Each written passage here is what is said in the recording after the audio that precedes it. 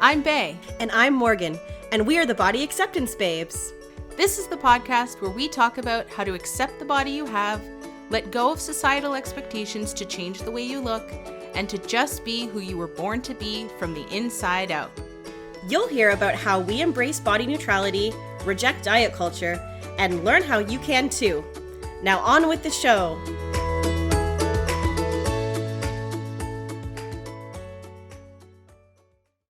Hello, Morgan. Hello, Bae. How are you? I'm good. How are you? Good. We're here on episode 3. Episode 3. Today, Yay! we are talking about Thanksgiving. Thanksgiving. Woot. How's your week been? Yeah, I was going to ask you the same thing. It's been good. It's been good. Yeah, it's been interesting. Really busy, but yeah, I'm just going through the motions. Yeah. Yes. Same. Yeah. What about you? It's been pretty good. We're still getting everything set up here from our move, so lots of like service people coming in. And Yep. I mentioned in the last episode that I had to get a new driver's license. Oh, yeah. And- Yep.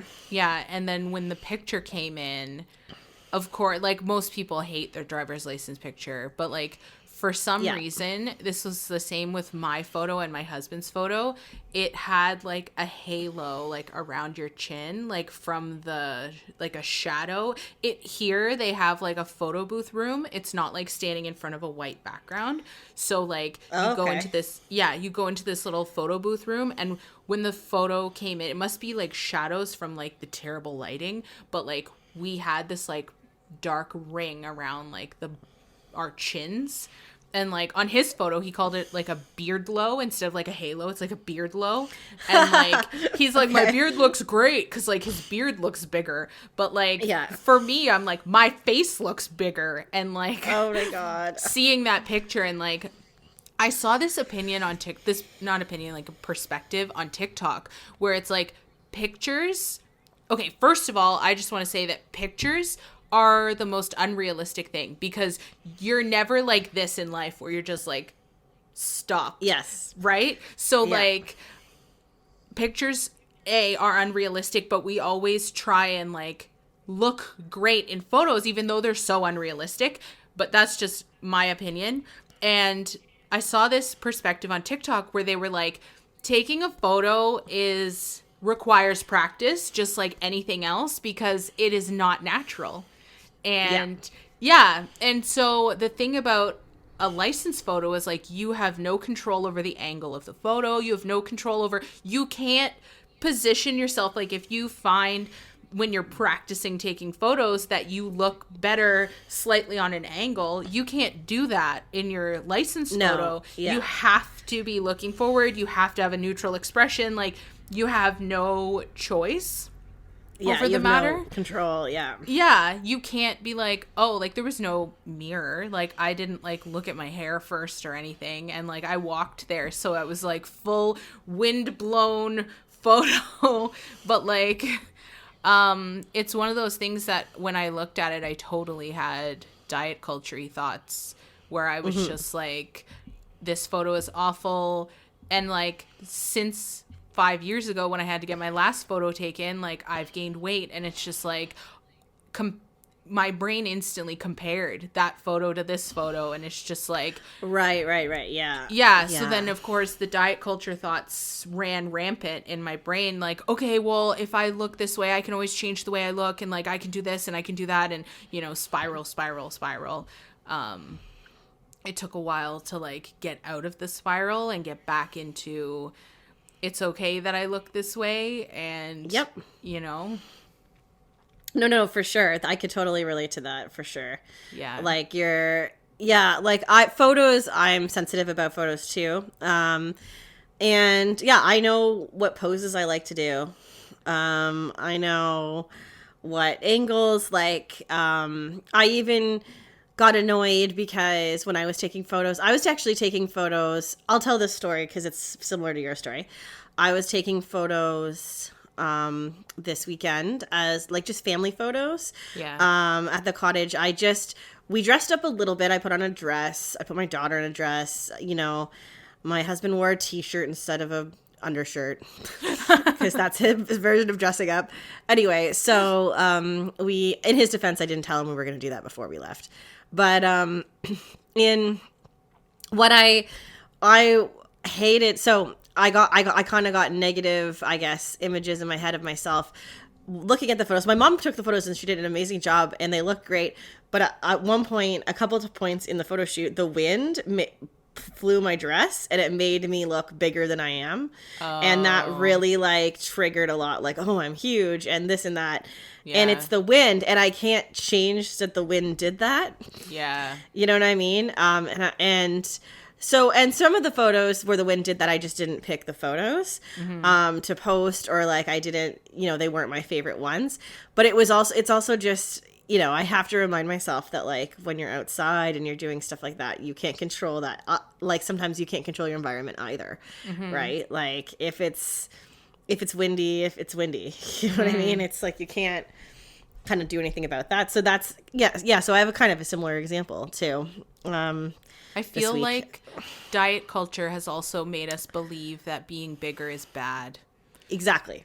So like when we see the wind-blown dress or like the chin shadow face, it gets translated automatically in our brain to big is bad. And it's hard sometimes to detach from that belief. Absolutely. Yeah.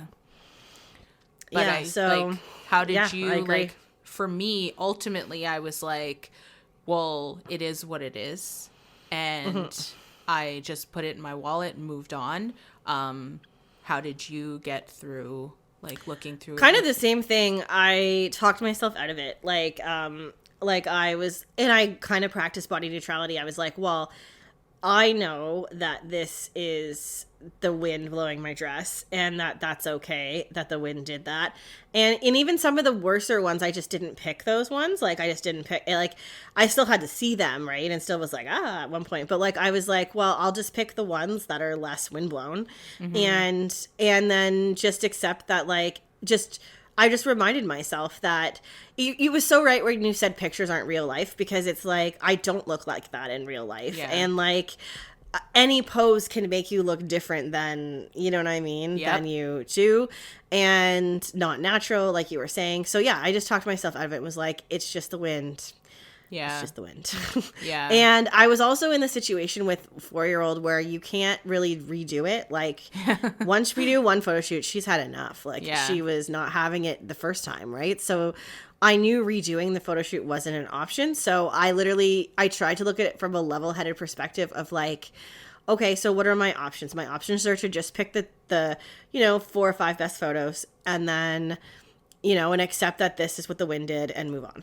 Right. And I mean, yes, I did have that like bigger equals bad thing for sure, like in my head, but I just had to remind myself that, like it was almost like, oh, wow, maybe I shouldn't have worn this dress for this photo shoot. Not because it doesn't look good on me, but because, of course, the wind is going to do that. Right. To this type of dress, because it was really flowy. Yeah. So, like, and it was also a thought for, okay, well, if that bothers me next time, I just have to pick a different outfit. Right. Right? So, yeah. And so it's more like it's the outfit. It's the, you know what I mean? It's the outfit. It's the wind. It's the situation with my daughter. It's those type of things that I can't control, and I can only just what can I control? I can control picking the photos and then moving on, right? Yeah, and editing them a bit, but like I didn't edit. I just, you know what I mean, like editing the the colors and whatnot, right? So like the filters, but yeah, exactly,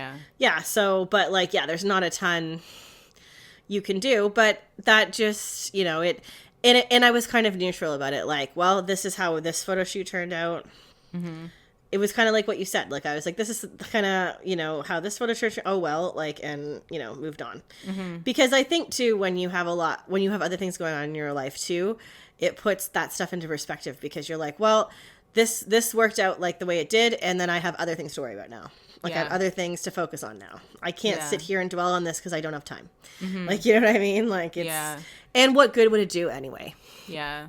It wouldn't, right? So. Yeah. Yeah. Yeah, absolutely. Pictures pictures are hard. Yeah. Yeah. I feel like society gives us this expectation that pictures need to look like magazines, and that's not realistic. I mean, and we can kind of segue the pictures into our Thanksgiving episode, because a lot of people on holidays, especially, you know, Thanksgiving, whenever the whole family's together, they want to take photos. They want to take a family photo. Yes. And so then we, you know, and not everyone has control over how they look in the family photo, because usually I find those photos are awkward. It's like they have to like put the phone attached to like a book, which is on top of a table, which is on top of whatever, to try to get everyone in it. And then like the angle is not that great because it's like no one's actually that human being isn't taking the photo. Yeah. Right. So because it's like time, it's done by like a timer, right? A photo timer. Yeah. And like those photos just are awkward. So. They're so awkward. So for this episode, listeners, we are going to go through some scenarios that you might come across at Thanksgiving this year. And this is for people who celebrate Thanksgiving as a food holiday, as what is typically seen in Western culture and what's seen in the media. Yes. Yeah. Yeah. And we acknowledge the indigenous people and their rights to the land, and we acknowledge that some people might have mixed feelings about this holiday. Yes. And I think it's important to mention that. But I think a lot of people still celebrate this holiday, which is why we wanted to do an episode on it. So yes, and a lot of people struggle because it is the only holiday in our culture that is all about food. It's become all about food. It has the real meaning is stripped away, and it's for a lot of people all about food.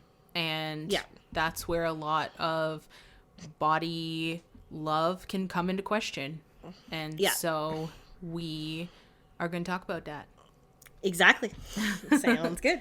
So let's continue, I guess, on photos. So if you're taking an awkward family photo and Aunt Marge put the phone on the book and it looks awful, how do you get through that? Yeah, that's a really good question. You kind of, well, I can tell you how I would get through it. I would kind of just let it happen. And if I didn't like the photo, I don't post the photo. I don't put the photo up in my house. I let Aunt Marge put the photo up.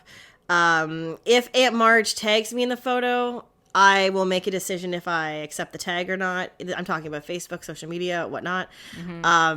But it really, and I would use tools like, how does the photo make me feel? How will it help on my journey? Will it make it better or worse? Like those type of distinguishing thoughts to determine, you know, what I feel the photo, because not everyone is in the place where they can be completely neutral about photos, right? Absolutely. Like, I would love to get to a place where I could take photos of myself all day and all night and not care what they looked like, but I fully admit that I'm not there yet.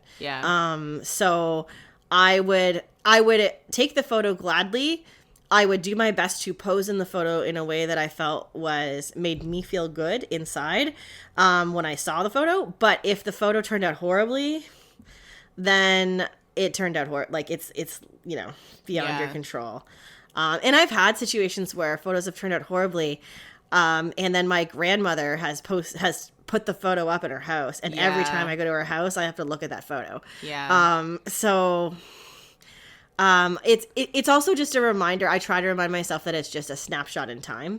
It's not who you are deep down. It's just a snapshot of 1 second of one day, of one awkward thing. Yes. And I think it's important to remember that a photo doesn't define you.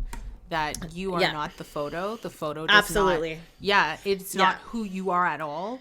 And it's one of those things that if you can look at it and maybe try and think about something else that happened that day. So whenever you see the photo, you don't see how you look. You see this funny joke that your cousin told you, or something great, or like, oh, that's a really great idea. Yeah. That's really or how great. like, yeah, grandma's apple pie was the best it's ever been that day, like something like that. And try and shift the memory from how you look in the photo to a positive.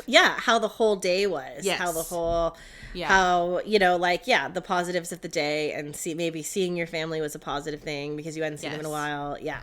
Yeah, for sure. Absolutely. Yeah, definitely. And also to try and get to that neutral space of like a photo just is. Yeah. Yeah. Yeah, and I like how you said that a photo isn't who you are. I like how you said that because that's a really good reminder. It's not. At all. And I often find, okay, this is actually I'm going to bring this up because I also noticed, so I was taking some sunset photos at the cottage over the last 5 days when I was there. And I noticed, and this is a very good, I guess, thing to notice to remind yourselves. I would look through the camera on my phone of the sunset, and then I would lower the camera and look through my eyes, and it looks different. Yes. The colors look different. They're not, our eyes have a better, can see the different colors better than the camera. Yeah. And that's a really good reminder of the camera isn't a real person with real eyes. Yes. So like, it's not taking a picture of everything that it takes a picture of isn't 100% real. Yes.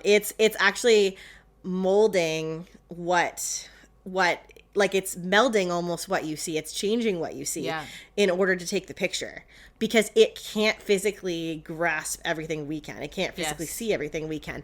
So it's a good reminder that when you have a photo taken of you that you don't like, that's not anyone's view of you. That's the camera's view, and the camera's view isn't fully accurate. Right. So it's just that perspective.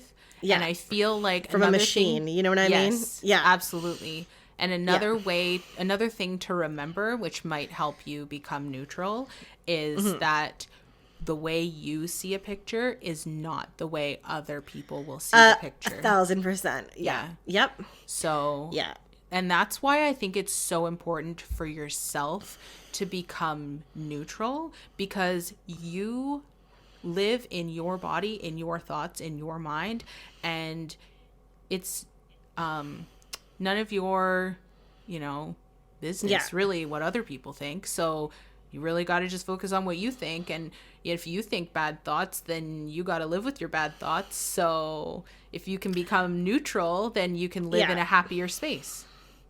There's a lot of situations where I view myself one way, and then I see a picture of myself and I'm like, that's not how I see myself in my head. Yeah. And same. I don't know if I immediately think what's in my head is wrong, but I think we should get used to saying, that's not how I see myself. This machine taking this photo is wrong. Like we have the correct perspective. We have, because it is our perspective. Like we can't live in another perspective and exist in another way. It's how we see ourselves. Right. So I think that's something, you know what I mean? Like that's something important. That's absolutely how I would look at a photo and think that's not how I view myself. Therefore, I must be wrong. Therefore, I need to change the way I look. That's the progression in my mind. And that's not a healthy way to think about yourself, because how you view yourself is all that really matters. It's all that really should matter to you, how you view yourself. And I love how you keep saying that the camera is a machine, and it's like how a machine views you and how a machine portrays you is not who you are. So it doesn't matter what the photo looks like. What it multifaceted, because what the machine shows you as is your perspective of you, of the photo of you. Yeah. Not like, it's so crazy, but it's that's, I just, because it can be hard. Family photos can be hard. 100%. And they're also often taken at Thanksgiving after everyone's eaten, and like, you know what I mean? Like, it's just, and like, it's the last thing I want to do. And I'm not even talking about from a body diet culture perspective. I'm talking about like, I'm tired. I just cooked a meal, usually in most cases, because I'm the one that usually cooks it. And like, I'm tired. Yeah. I just want to sit and drink my wine. Yeah. You know? I always have this thing in family photos where I think because my mom is also not at a point of body acceptance or body neutrality, but that's my perspective. She always, every time there's a family photo, she has to stand behind me and she grasps my arm so tight. And I don't know what's happening, but every time that happens, it puts me in an uncomfortable position. And then my photo always turns out weird because I'm like, stop You're touching me. Yeah. That's so funny. Yeah. No, and no, and it's kind of like sometimes you might not want to be,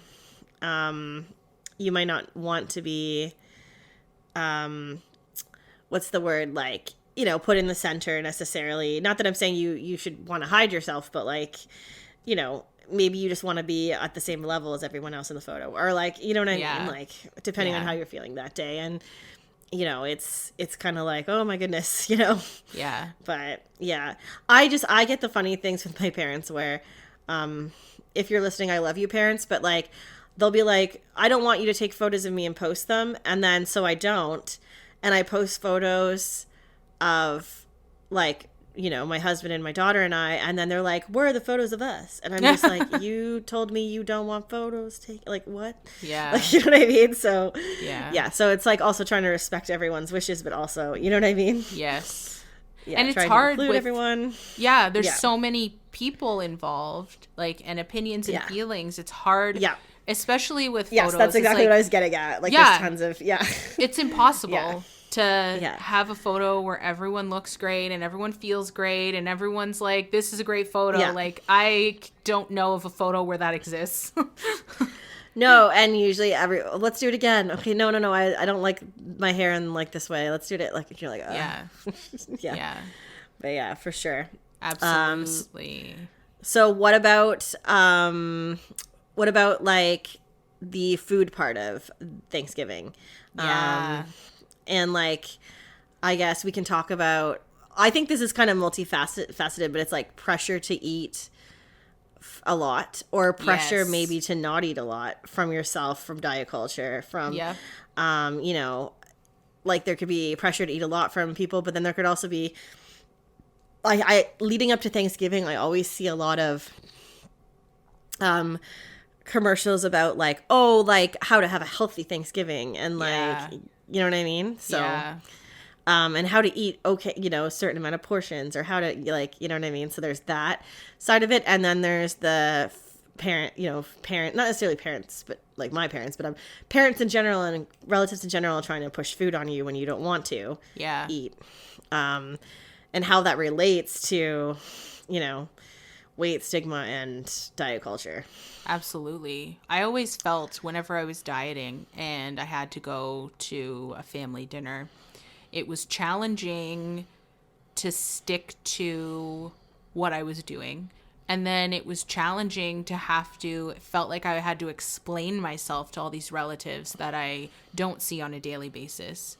And I ended up hating myself in the end because I ate something maybe I didn't want to eat, or like I ate too much because my family is always like, eat more, like, you know, we have all this food, like, blah, blah, blah. And like, I don't know, like, in the end, you end up loathing yourself because of everything that happened. But I feel like a way to put that into another perspective is to know that your body knows best, not Aunt Marge or grandma or mom and dad. We have fictional Aunt Marge. Aunt Marge is a fictional character in our families. Yeah, I do not have an Aunt Marge. Neither do I, but we're still going to use Aunt Marge because I like that. Yeah. And I feel like, you know, Aunt Marge has the best of intentions. And I think it's important to remember that if she's trying to push food on you and you're full, it's okay to say no. And if she gets upset, that's on her, not on you. And you need your responsibility is to your body, and you need to listen to your body cues. When you're full, stop eating. And, you know, if you want to bring food home with you, I'm sure Aunt Marge will give you a takeaway container and you can eat more later. Yeah. And on the flip side, some people have a different aunt. We'll call her Aunt Gina. Aunt Gina might be eyeballing what you have on your plate. And Aunt Gina might be judging you for getting up and getting seconds when you really want seconds and you have room for seconds and you're excited to eat seconds. Yeah. So, and that kind of goes this, it's the same, but flipped. It's like you listen to your body, don't listen to Aunt Gina. Yeah. Don't worry about what Aunt Gina's doing or looking at or, yeah. you know, because chances are Aunt Gina's got her own issues if she's looking at your food and how much you're eating. Exactly. It's not about you and what you're eating. It's about her and what she's exactly. eating. Or not what she's eating, but what her opinion of it is. So like she might be going, Aunt Gina might be on a diet and might be jealous that you're not. And and you can eat however you want. Also, some people eat in ways like for example, when I'm eating a big meal, I put one of everything on my plate and I try it and I might leave food on my plate because I'll be like, oh, the potatoes were really good. But you know, this sweet potato casserole was too sweet for me. I'm not a sweet tooth person. So I had one bite, I tried it, and then I'm just going to leave the rest of it. Right. Yeah. And then you get Gina and Aunt Marge judging you for that too. Yeah. So for different reasons. Yeah, and that's such a good example of both those aunts are very, they're well-meaning, but like you said, they have their own issues. They have their own story. They have their own perspective. And their perspective, they're entitled to their perspective just as you're entitled to yours. And their journey is their journey and your journey is your journey. And you're allowed to be where you're at in your journey. And you're allowed to eat as little or as much as you want. And, Absolutely. Absolutely. And, and we just have to remember that, Aunt Marge and Aunt Gina, they may not know about... it's likely that they don't know about body acceptance and body neutrality and on the path that you're on, and you can choose to share it with them or you can choose to not share it with them, and that's okay too, because we sometimes we might feel pressure to share more than we want to about our journeys and in these situations, and that's okay too, or to hide our journey because we don't want to be judged. Yeah, to hide her. That's true. Maybe the pressure you're feeling from Aunt Gina to talk about the diet that Aunt Gina's on makes you, you feel pressured to pretend that you're on one too, or pretend that you support her when you don't, or, because you don't want to be judged. Yeah. And it's and you have that fear, right? So yeah, that's one thing for me. Like, I have a hard time bringing up. A lot of people in society think intuitive eating means that you don't care about health and that you're just eating whatever you want whenever you want, and that's not what it is. And but that's how people might think of it, and so it's hard to talk about intuitive eating with diet culture people.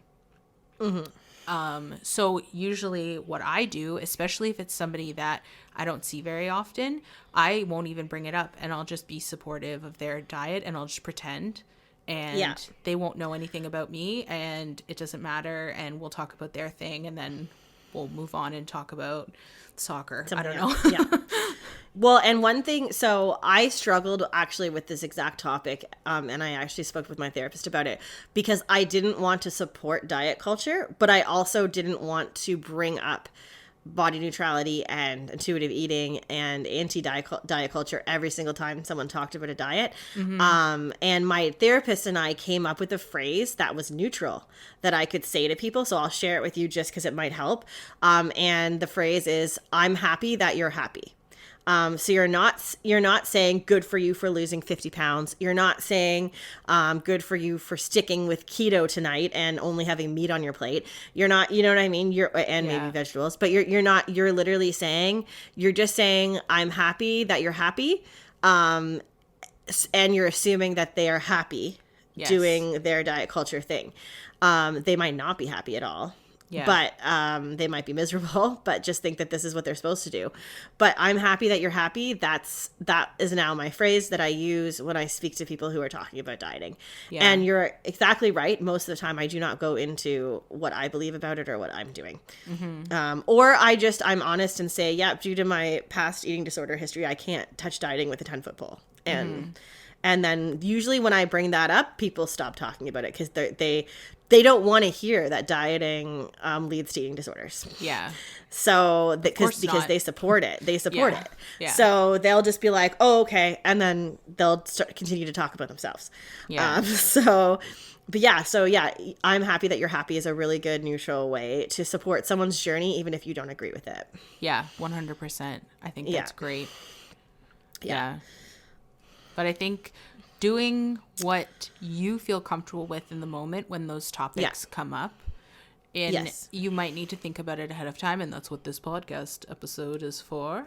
Absolutely. To help prepare you for these situations. Absolutely. And you can't prepare for everything. Something's always going to come up that you're not expecting. Yeah.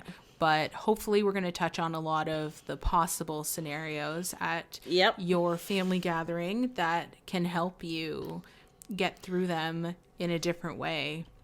Yeah, for sure.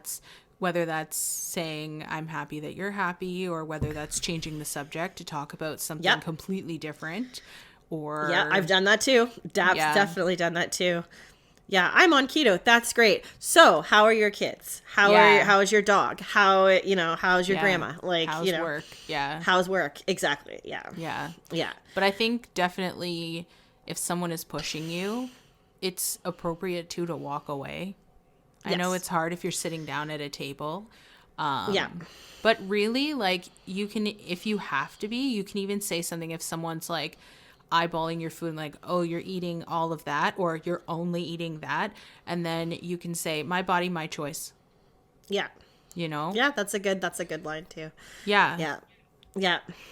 Or even this is what I'm feeling like today. This is what I feel like eating today. It's and turn it around to that. But that's basically what it comes down to for sure. What about getting ready for Thanksgiving? Do you ever have issues picking an outfit, or are concerned about people judging the clothes that you wear at these things, or what's your feelings on that? Yeah, especially with Thanksgiving, because it's a air quotes food holiday. I would always choose stretchy pants, because in my family, it was depending on how extended the family gathering was, but with my immediate family, it's usually stuff your face and then turkey coma kind of situation.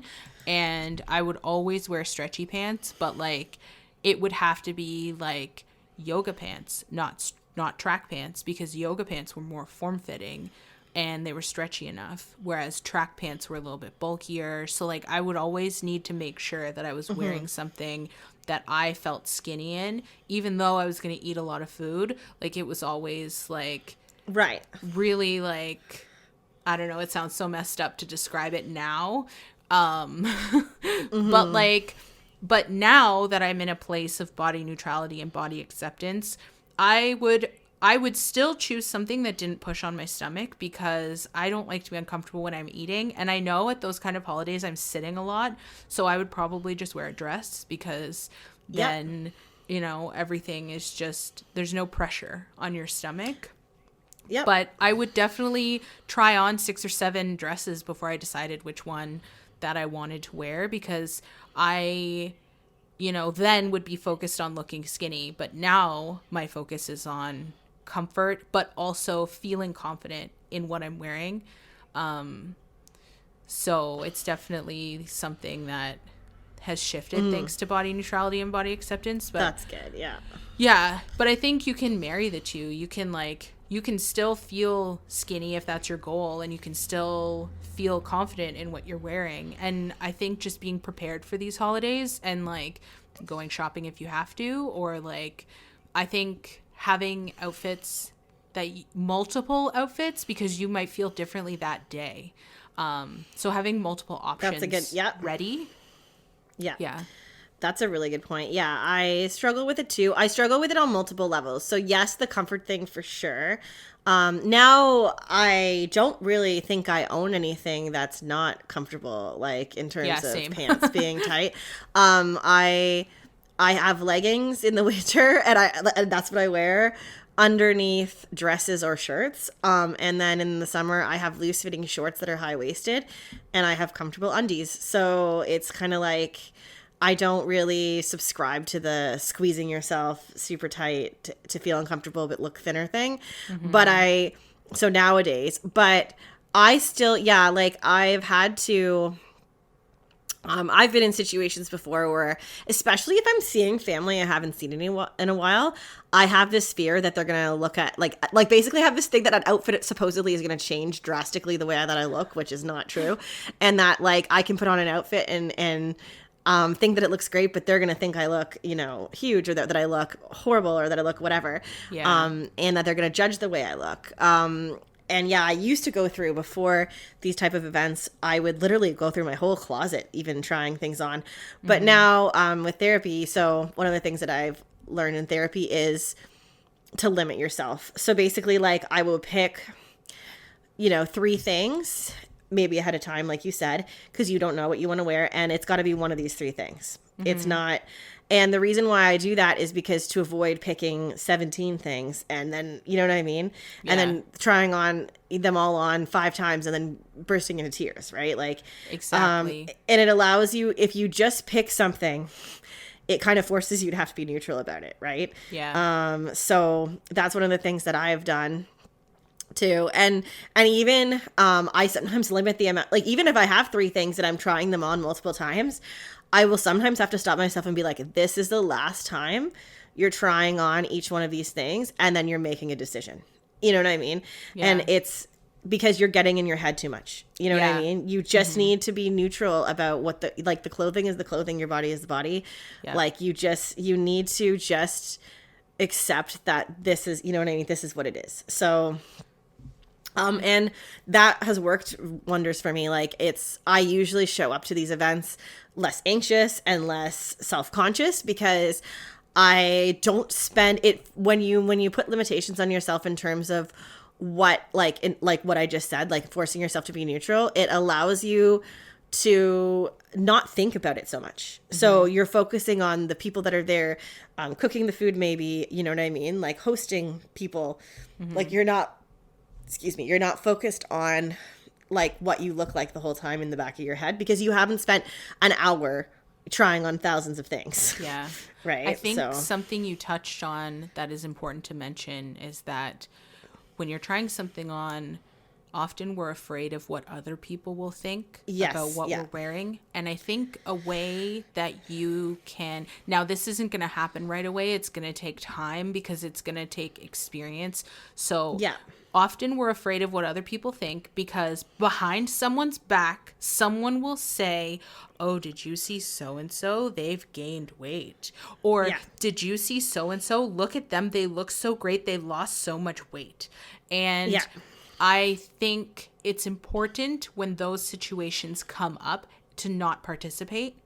And actually, that's a great segue into the next point, which is our comments about weight loss and weight gain. Because so when you're self-conscious about what you're wearing and you're afraid of what other people might think, it's important to remember that what they think is their opinion, not yours.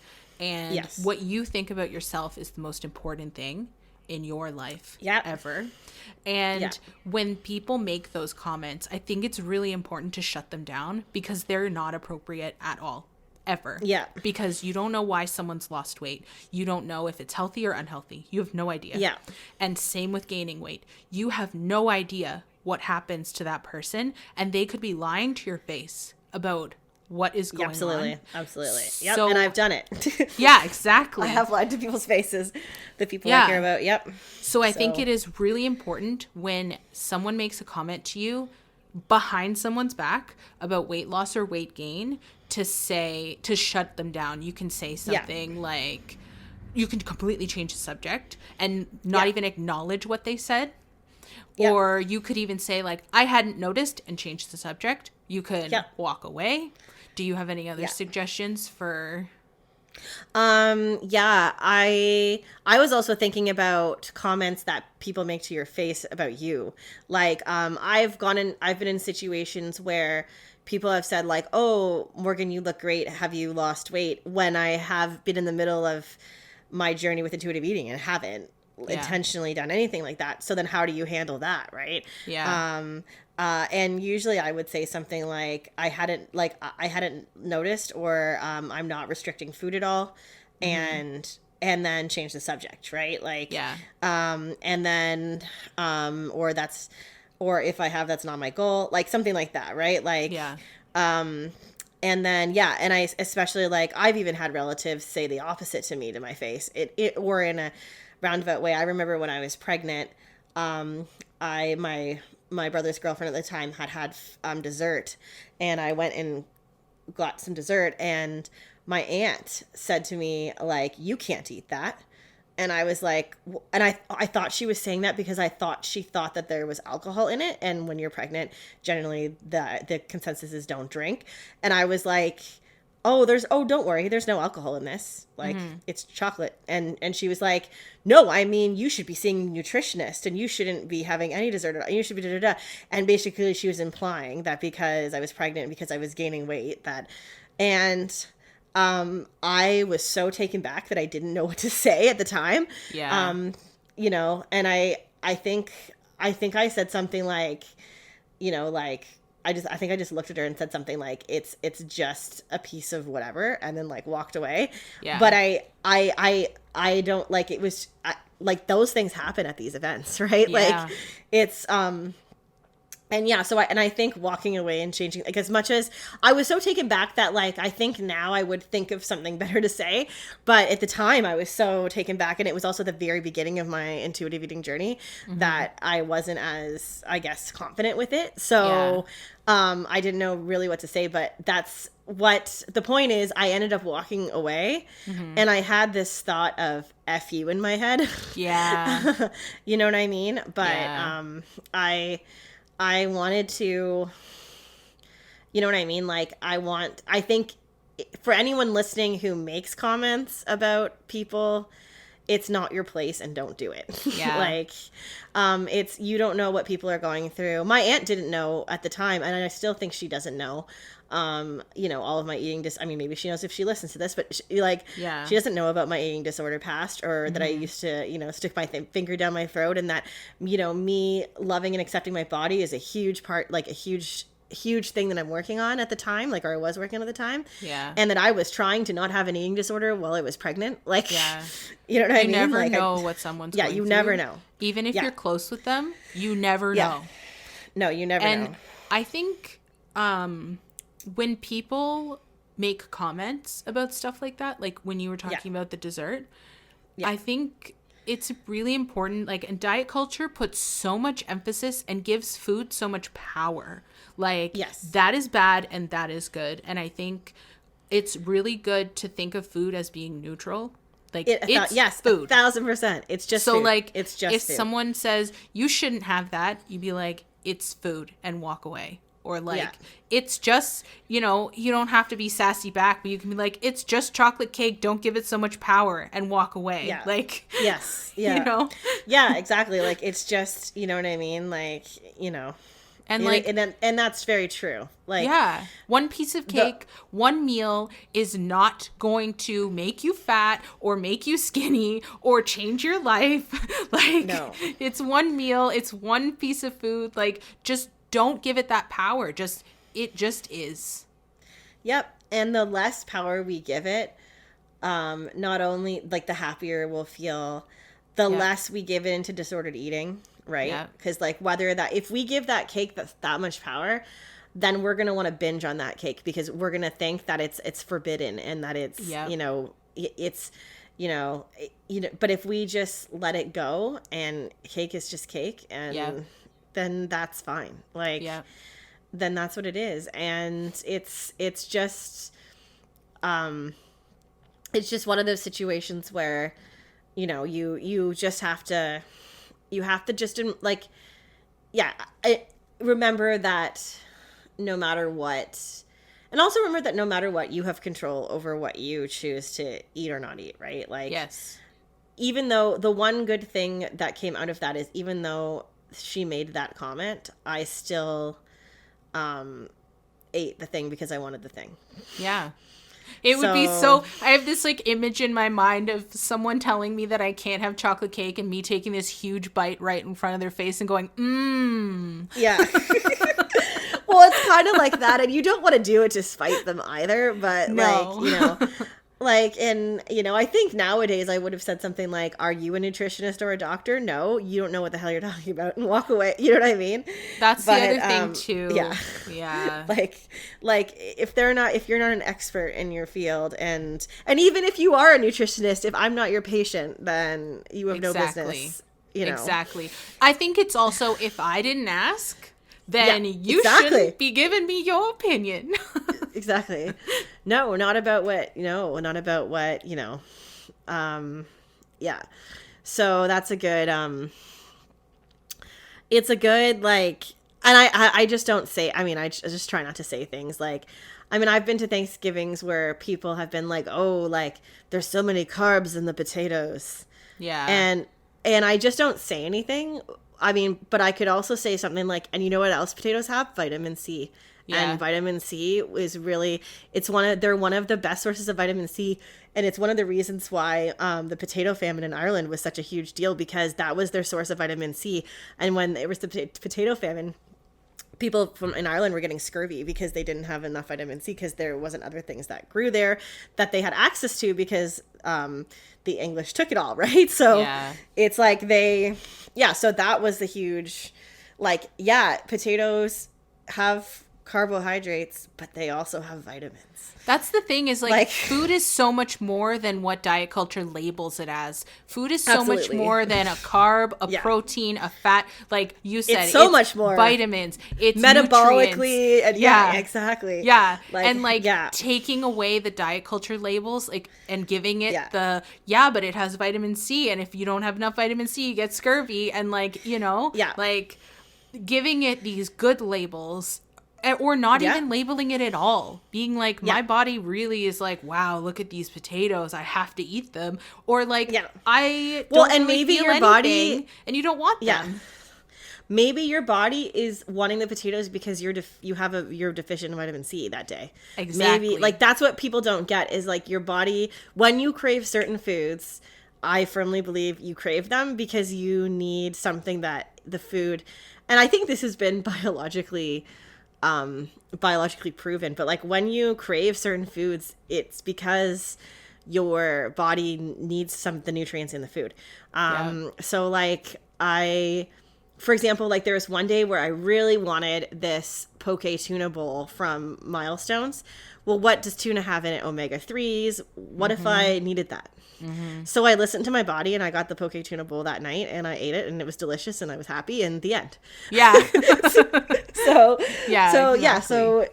that's sometimes what's appealing to you and what you're looking at eating and what you want to eat. It might be for a reason that's bigger than you. You know what I mean? So removing when you're at the Thanksgiving, good and the bad labels. Yeah, exactly. Just trust your body's signals. Yeah, and even a food item that has a lot of salt in it, some people are like, salt's bad for you, but you also need salt. It has electrolytes. It has it's part of your electrolyte system, right? And if I don't have enough salt, my legs cramp up. Yeah. And same with sugar, right? You could be needing it. Your brain needs sugar. Mm-hmm. They do. Yeah. It does. When little babies drink formula or breast milk, they're drinking mostly sugar. Mm-hmm. It's people don't realize that sugar and fat. Yeah, absolutely. It's part of brain development for sure. Yeah, and I think it's just the societal and diet culture labels that have skewed the way we look at food. Yep, and 1,000%. That's 1,000%. Absolutely. We need to practice neutrality with food. Absolutely. Yeah. Absolutely. And that's a good way to to look at it and even to share that opinion. If you don't want to share intuitive eating, for example, or you don't want to talk about diet culture, you can be like, well, food just is food, and then change the subject, you know? Mm-hmm. So what about when Aunt Marge is trying to push you to take some leftovers home, but you don't want to? What, have you ever had that situation happen? Yeah, because they try and push food on you, and you're like, no, thank you. And then they force it into your hand. And honestly, I don't think I've ever come out of that situation without actually taking the food home. But I think the thing is, if you take it home and you don't want it, it's okay to throw it out. Yeah. I actually dislike leftovers. And this goes for anything that's leftover. Pizza, pasta. I'm not Chinese. Like I prefer it to be cooked that day. Mm-hmm. And eaten that day. The only difference is I started canning a lot of food, and I can leftovers because I can cook them like they're new again from the beginning, right? Yeah. But I don't like leftovers. I never have. So I've literally, when people have offered to me, I've literally said, I do not like leftovers. I will not eat it. Like, you know what I mean? Yeah. You're welcome to just throw it out. Like, you know what I mean? Like, it's because it's not going to be, you know, it's not going to do you any good. Yeah.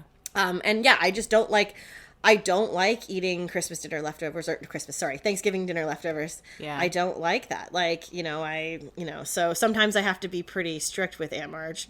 Yeah. But yeah, if you end up just feeling the pressure to take it anyway and throw it out. And yeah. Like, I have a really hard time throwing away food. My family has ingrained in me growing up that, like, people are starving, you shouldn't throw away food, but your body is not a garbage can, and if you don't want it, you shouldn't force yourself to have to eat it. So I think it's what I do to get around that is my husband throws it out. I'm like, I don't want that thing, and then he throws it out for me so that I don't have to do it. And that's great. Yeah. That's awesome. Yeah. For me, I have actually said this, like, if people use that line, like, they're starving children in whatever part of the world, I used to say, well, then pack it up and give it to them, but me eating it isn't going to help them. Exactly.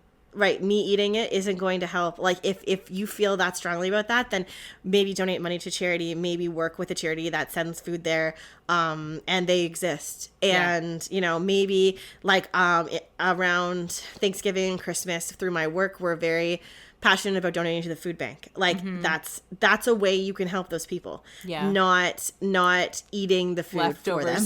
Yeah. Exactly. Like, you know, like, exactly. So, like, it's not going to help the food scarcity situation. And I had a bit of that too, like, growing up with less, with not being as well off financially. You had a fear of food scarcity.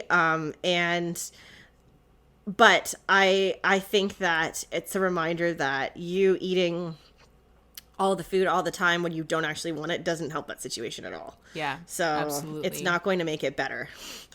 So I also I mean, Thanksgiving is different because, like, I really love the traditional, like, turkey and stuffing and potatoes. And, like, I actually really enjoy leftovers. And especially with turkey, I love making turkey sandwiches. That's good, yeah. Or turkey soup. Like, I take the leftover turkey and, like, you were saying about something new, to take it and, like, make a soup. Okay, I've done that. I've taken leftover turkey and turned it. I've made, like, turkey salad sandwiches. But I'm taking it and turning it into something new instead of eating it as it was made. Does that make sense? Yeah. So I'll do that. But, like, I can't do that necessarily with mashed potatoes and stuffing, right? Like, exactly.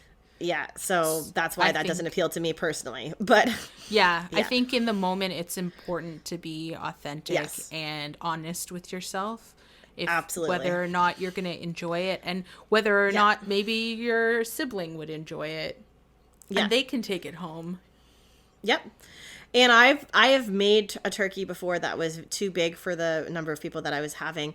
And ahead of time, I looked up recipes for what to use the leftover turkey for different meals in Pinterest. And I ended up making some of them, but I still ended up with leftover turkey. Yeah. So I ended up being thrown out, unfortunately. But yeah. Sorry. You can always like freeze things too. Yep. If someone's forcing You can to freeze take things. something home. Yep. You can can certain things you can't. But like, you could can turkey if you wanted to, which I've learned. My suggestion, if you want to do that from a science health perspective, is look up the times you need to process these things to can them, to make them shelf stable safely. There are websites that exist that share that. If you Google, that are approved by Canada and the US and probably other health organizations over the world, like it's this many times for this food. But canning is a way you can do that. I can leftovers all the time because, again, it's like starting a brand new meal when you make it, right? It's not like, even with putting things in the freezer, I do that sometimes too, but then there's freezer burn, and you know what I mean? And sometimes that can be unappealing to eat. But yeah, no, I don't mind. I'm great. I love the idea of repurposing something. I love that idea. But yeah, it's just if I eat the mashed potatoes for dinner, I'm not going to want to eat them for lunch. That's just me. Yeah. Yeah. And but that's also an example of how we're both different, right? Like, yeah, and everyone's different. Maybe our listeners too. So yeah, hopefully exactly. you got some suggestions for your perspective on how you do things. Yeah. So I think we've covered most of it. And I guess one of the last points we had was when you're with your family and they start talking about diet culture, right? We kind of touched on this a little bit, but yeah. like they talk amongst themselves, or they announce that they've lost 50 pounds, or they, you know what I mean? Like they announce. My biggest thing with family was, I am not eating any of the potatoes, so you can have as much potatoes, but I can't eat potatoes because they have carbs. So you can have as much, and it's like they announce it like it's this like, you know what I mean? Like, and I'm like, just don't put them on your plate. Like, if you don't want them, like, you know, it's like, everyone must know that they are on this diet, and, you know. And everyone must think I'm a saint because I am not eating carbs. Exactly. And that just like, so yeah. So, I mean, just to quickly wrap up with that, like, I kind of ignore that. Or even have the perspective, fine, more for me. Like, you know, so. I think it's important. I think the purpose of this podcast is to change the narrative. And I think if you, dear listener, are also trying to change the narrative, when those kinds of things happen, I think it's important because people are looking for validation when they're saying those things, and they're looking for a good job, pat on the back, good for you. Because dieting's really hard. It goes against human nature.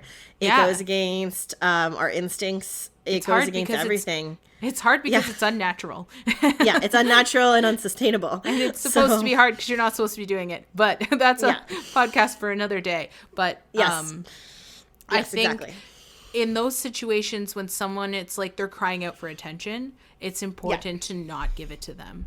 And to not acknowledge them, and to not even say good for you, and to just, you know, especially when they're announcing to the room, it's real easy to ignore someone.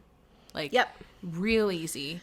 And I think in terms of changing the narrative, if you're not acknowledging it, they're not going to say it again. If they're not getting what they want from you, they're just not going to do it. Or they might try one more time, and you could be like, oh, and then eventually, and then change the subject. Yeah. That's a really good point. If they find out they're not getting something from you, then they won't continue. Yeah. And then you can move on. Exactly. Yeah. I think it's important. And like, if you're at the table and like a couple people down the table are talking about how they're both on keto, for example, just not engaging. Maybe there's lots of people you can talk to. And if you're in a small group and there's only 4 of you and 2 people are talking about it, I think just not engaging is the best way to change the conversation, or literally change the conversation and talk about something else. I often will just not acknowledge them, and then I'll jump in once they change the subject to something else. I'll jump in pretty forcefully or pretty enthusiastically, happily, to kind of make the point that, like, I didn't like that they were talking about that, but I like that they're talking about this, which isn't their diet. Right. So, because there's more interesting things to talk about than the diet you're on. Yeah. So, because food is food, and we make it neutral. Yes, it's neutral. Exactly. Yeah. Yeah. And bodies are bodies, and we make those neutral too. Yes, exactly. So yeah, so that was Thanksgiving. That's Thanksgiving. Hopefully this has armed you with some tools and tactics to get through this food holiday this year and whatever year you're listening to this. Yep. So yeah, so we hope you enjoyed this episode, and feel free to check us out on social media and all of that. Yeah. And we'll see you in the next one. Yeah. Talk to you later. See Bye. you next week. Or next time. I guess actually they're all coming out at the same time, but yeah. See you next time. Right. See you next time. Thanks for listening to today's episode. Comment on social media to let us know what you think. You can find us on TikTok and Instagram at Body Acceptance Babes. Please join our Patreon for bonus content, behind the scenes access, and more. If you or someone you love is struggling with an eating disorder or disordered eating behavior, you can get help in Canada from the National Eating Disorder Information Centre toll-free at 1-866-633-4220 or email nedic@uhn.ca, or in the US, you can text or call the National Eating Disorder Association toll-free at 1-800-931-2237.